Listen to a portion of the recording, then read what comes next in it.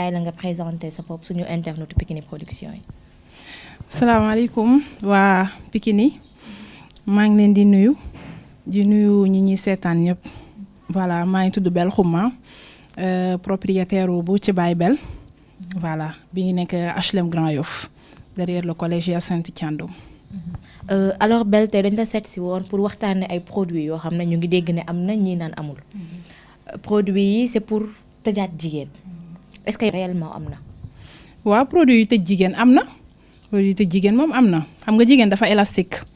donc il faut à un certain moment muy toppatoo boppam di jéem a tëjaat boppam voilà c'est important donc produit yi tëj jigéen am na. produit yan la exactement.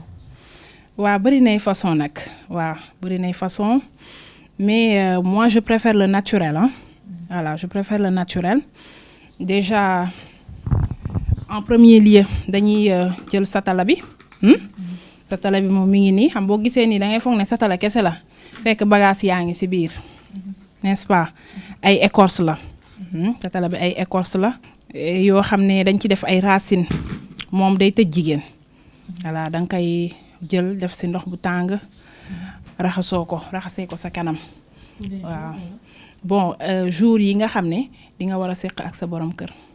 jour yooyu lañ ci taamu donc moom tëj bi mu lay tëj du doon tëj définitif mais tëj la boo xam ne pour jour boobu li ngeen nar a seq rek voilà après tu reprends bu ngeen naree amaat ay rapport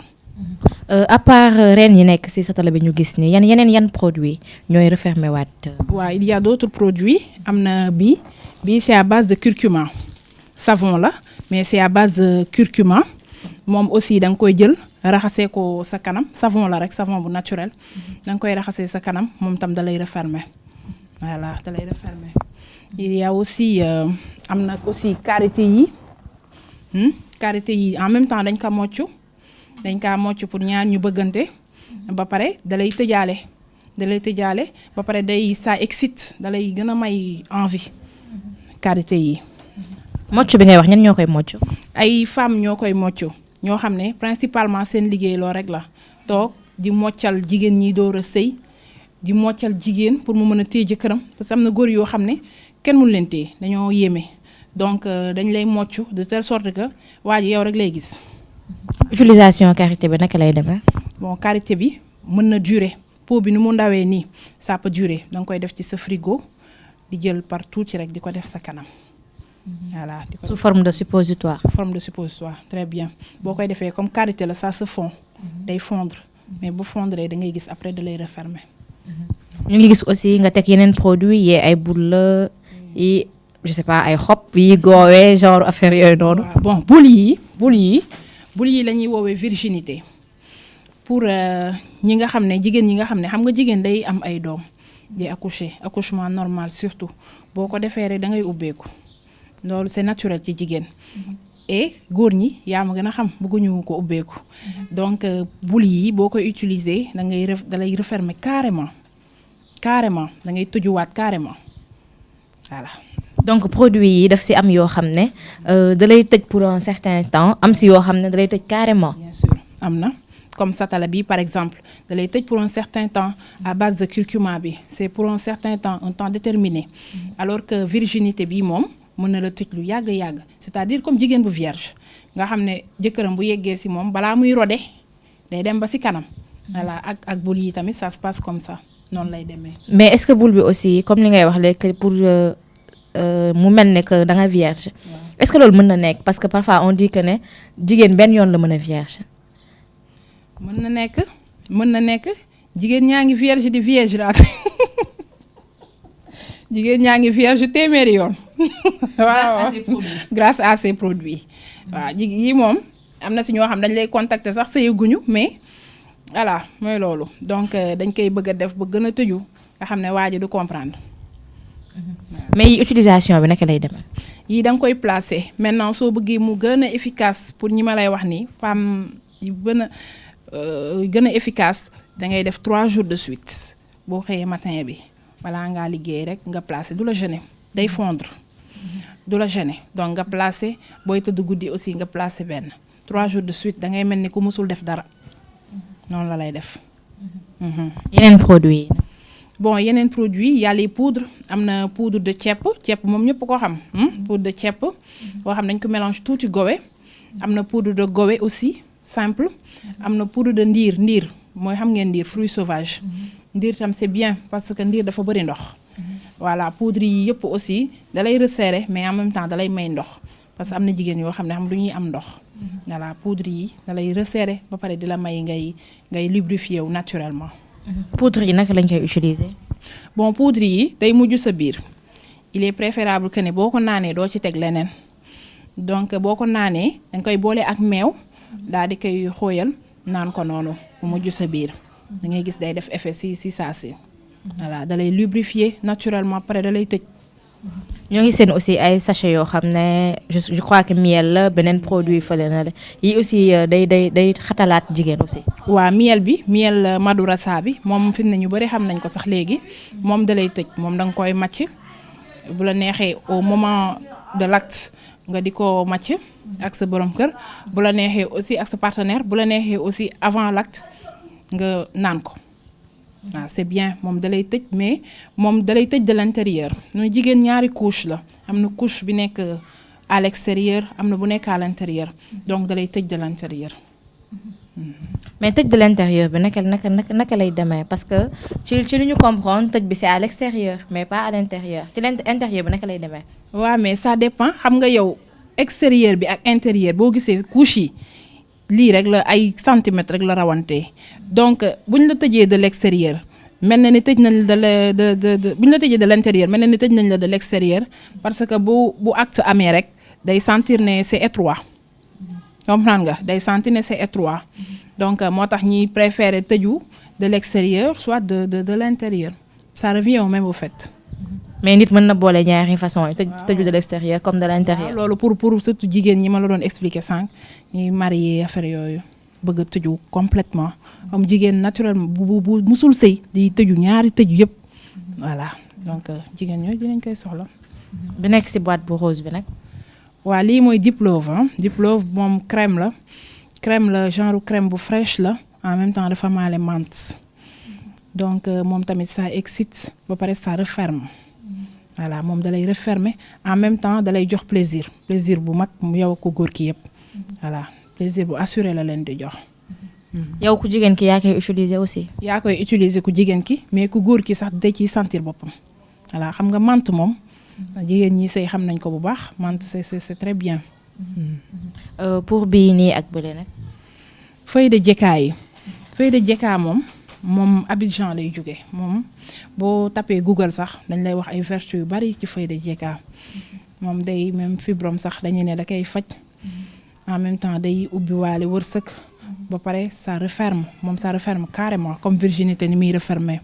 noonu la lay refermer da nga koy boole ak xorom polle baxal ko di ko naan mu doon sa ndox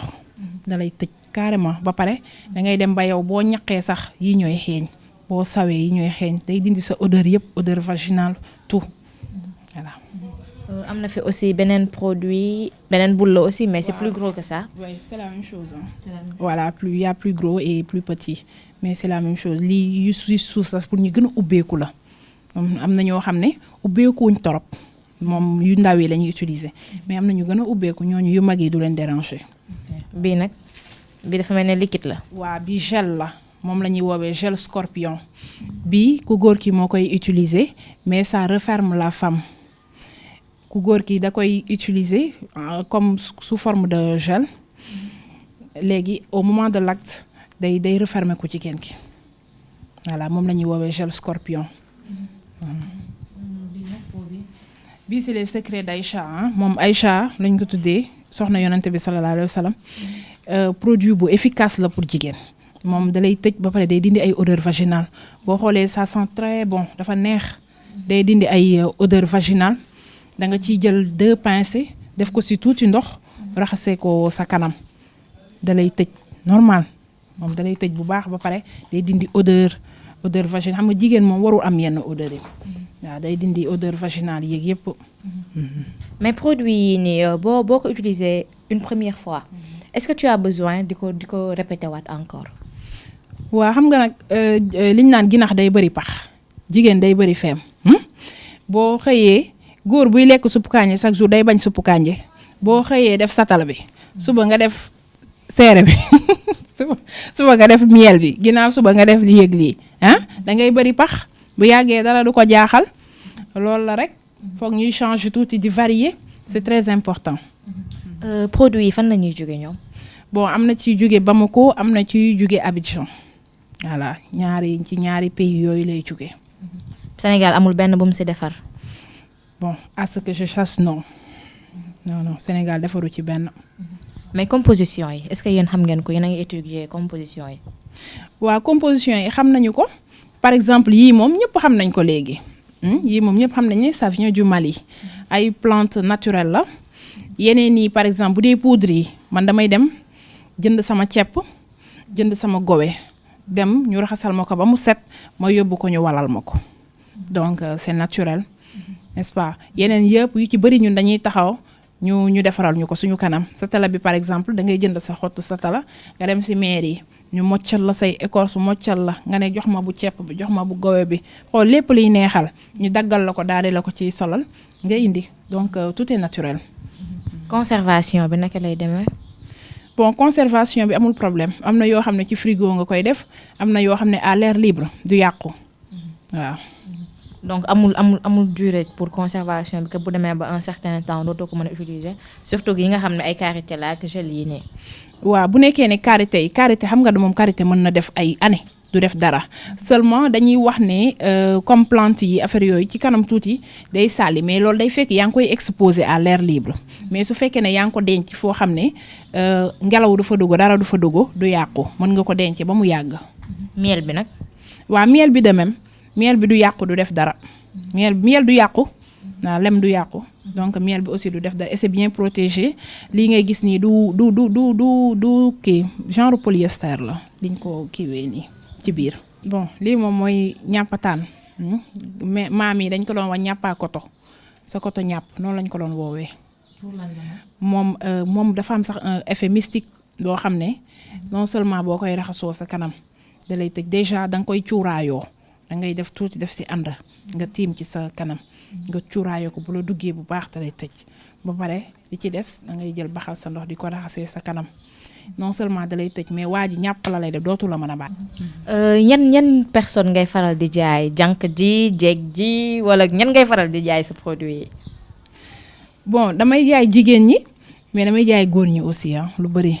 voilà bëri na góor yoo xam ne dañuy jël ci suuf au fait ils se plaignent dañuy ne man daal dama bëggoon sama soxna si xam yii xam nga ndax man dama koy bëgg a def nii mais des fois day am xet yaa ma gën a xam daal donc lan nga may conseiller ba dootul am xet ndax muy mën a def yi affaire yooyu loolu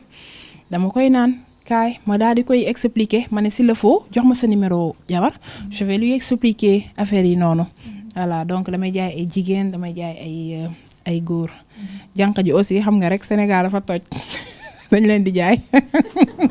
mais ñan ñoo koy gën a jënd si cadre jigéen ñi femmes mariées yi wala célibataires yi. waaw femmes mariées yi tamit bari nañ ci waaw waaye célibataires yi di bari nañ ci mais xam nga xale jigéen ñi bu ñu ñëwee lii boo ci amee expérience bu ñu ñëwee dañ la naan am naa jëkkër. mais yow boo gisee nit ki rek ngay xam ndax am na jëkkër wala amul jëkkër voilà ñun dañuy xam ba ca daal ñu ngi noonu. alors prix bi ndax prix yi c'est abordable. waaw prix yi c'est abordable xam nga lépp lu naturel luy sax ci plante rek généralement day abordable lu amul chimique rek day faral di abordable donc les prix sont très abordables déjà c'est à partir de 1000 francs voilà jëm ba voilà ba ci kaw voilà. mais si conséquences yi on dit parfois que ne yi jigéen ñi di utiliser ay safal yeeg yooyu noonu mooy joxe cancer beeg ñii naan day am ay conséquences néfastes ci jigéen est-ce que yow yaa ngi xalaat loolu. waaw maa ngi koy xalaat moo tax man lu may def rek damay bëgg mu naturel xam nga yii nii depuis 2014 laa ci nekk laa commencé di voyager di indi di gën a am expérience au début daan naa indi ay produits yoo xam ne même bu dul comme ay produits chinois xam nga affaire yooyu mais après da ngay gën a am expérience finalement j'ai tout laissé ma ne je vais me concentrer sur le naturel lépp lu naturel donc ici tout est naturel amul benn luy gaañ voilà. mosoo si am benn plainte par rapport ak say clients ak yooyu.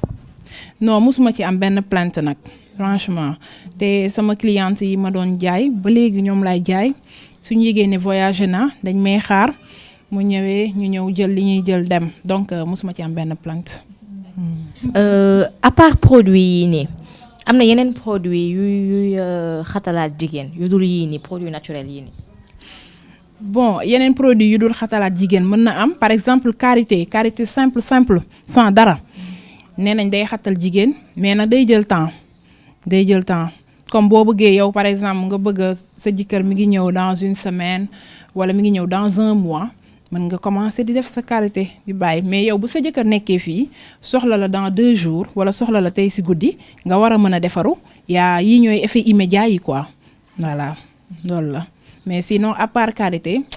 à ma connaissance xaw ma beneen produit buy mën a xatal à part yii nii. mais ci médecine am na.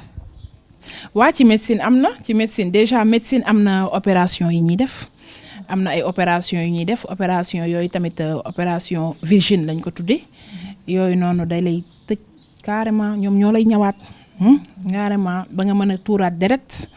voilà y a des comprimés yoo xam ne gynécologue yi dañ koy joxe yooyu tamit ça te resserre carrément voilà yooyu am na. yaa ngi wax léegi que ne médecin yi am nañ produit bu ñu la mën a am na opération du moins bu ñu lay defaral ba nga tëjuwaat ba mën a nàccaat bi ngay wax léegi sànq que bul yi nii aussi da lay refermer nga mel ne jànq est-ce que yii aussi dina la permettre nga tuur deret comme bu médecine bi. non yii moom du la permettre nga tuur deret yii na di nga xat ba peut-être di nga am fissure boo amee fissure dinañ gis deret mais comme par exemple médecin yi biñ lay defal deret biñ lay defal genre couche la bu ñuy def foofu nga xam ne bu kiiwee rek day wàcc voilà c'est pas pareil waaw bii moom dafay gën a naturel mën na la tëj mais bu la tëjee da ngay am fissure doog a nàcc am deret voilà. mais efficacité bi c'est garanti à 100%. c'est garanti à 100% man moom sama clientèle bëgg nañ ko te man it damay sëy donc xam naa ci dara. Alors Belle dañ lay remercier ci invitation bi. waaw c'est moi qui vous remercie maa ngi leen di remercier bu baax a baax waa Pikini Production voilà di kontaan tam ci ses bi.